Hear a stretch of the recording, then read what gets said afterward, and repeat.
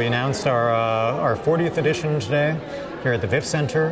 It's a sprawling program once again, 113 feature films, over 70 short films as well, drawing from dozens of countries, but I think also excitingly for us as always, dozens of communities throughout the country of Canada as well. It's, I think, a program that's going to be available online, going to be available in cinemas as well. We're excited that about 75% of the overall program can be watched on our VIFF Connect streaming platform. So that gives people an opportunity to kind of mix and match. There are some films that will only be available in cinemas, so they can come down to the Vancouver Playhouse, see some of our special presentations, and then maybe take a Sunday afternoon to catch up with a few films back home as well. And I think the exciting thing with the VIFF Connect platform as well is that those people who live in the suburbs or have other considerations that are maybe barriers for entry still get to experience the programming for a festival our size. We have 65 Canadian films overall. There are 7 features that are from British Columbia, and then 17 short films from British Columbia as well. So it's quite an expansive program. Our Canadian program is over 50% of the films are directed by women, and almost 50% are directed by filmmakers who are Indigenous, Black, or people of color.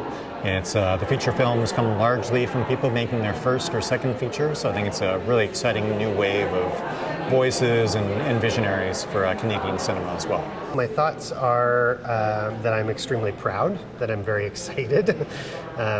We fought pretty hard for this over the past 20 months, and we're really excited to be at this milestone. The 40th anniversary is an exciting one too. I think it's a little bit of maybe a passing of the baton in some ways between how we got here and where we're going. And for me, it's an exciting milestone to be overseeing my first in-person festival. We did the last year one online, which was great, but we're craving this experience. My background is varied. I began making art and music as a teenager, and then moved to Montreal as soon as I could to pursue that craft. I played in bands. We made art videos. We did live scores. I toured all up and down the eastern seaboard of the United States and Canada. And then I found that my passion was drawing me towards organizing. So I began to work in 2 of Montreal's most iconic venues, the Casa del Popolo and the Sala Rosa. I started as a handy person and worked my way up eventually to become the general manager, which I served at for nearly 6 or 7 years. And then we decided to move to Vancouver for family reasons. And when I arrived, I really wanted to do something different. I had sort of exhausted my passion for music at that time, and immediately found out about the Vancouver International Film Festival. I arrived a little bit late, and I applied, and I started as a venue manager, actually. And again, worked my way up from the bottom to this position. I served as the Director of Operations for about 4 or 5 years. And what drives me towards this is that I have an immense passion for film and for film culture, but I don't have that caveat of being a filmmaker. With music, I always viewed it from an artist's perspective, whereas film I can view it from a lover's perspective. And I'm not as critical, and I'm not as quick to be niched in my interests. So for me, it's a really incredible way to revitalize my passion for art. My hopes for this year is that we